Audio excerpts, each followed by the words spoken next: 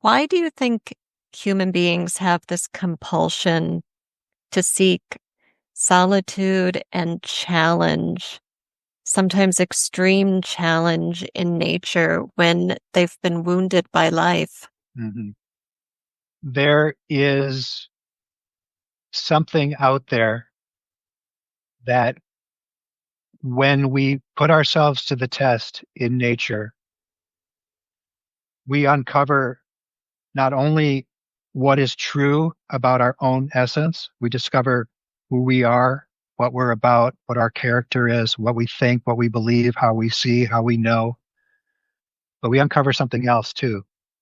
We uncover the mystery, the beauty, the excitement, the true opportunities for fully living in a healthy way through interacting with nature.